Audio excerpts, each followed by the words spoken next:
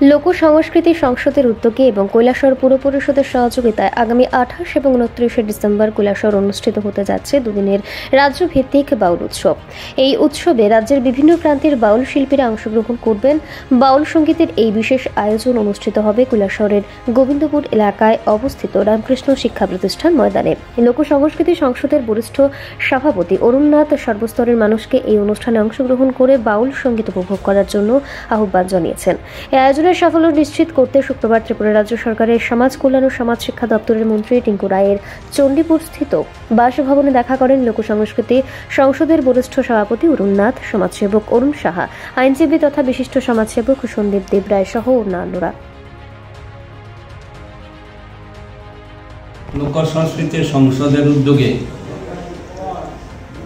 এবং কৈলাসহর মিউনিসিপ্যাল কাউন্সিলের যৌথ উদ্যোগে আগামী 28 এবং 29 ডিসেম্বর কৈলাসহরে 2 দিনের বাউলের উৎসব হবে।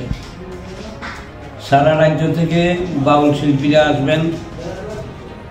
এখানে আশ্রম স্কুলের মাঠে আমরা গান গাইব, আপনারা সবাই আসবেন,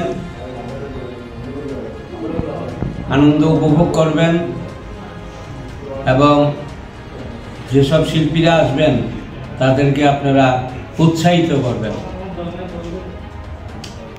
আজকে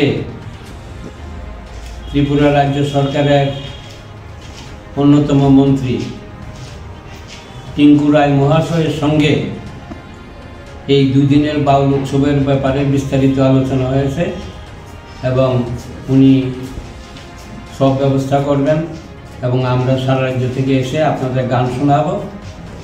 আপনারা আসবেন, গান শুনেন, আনন্দ উপভোগ করেন।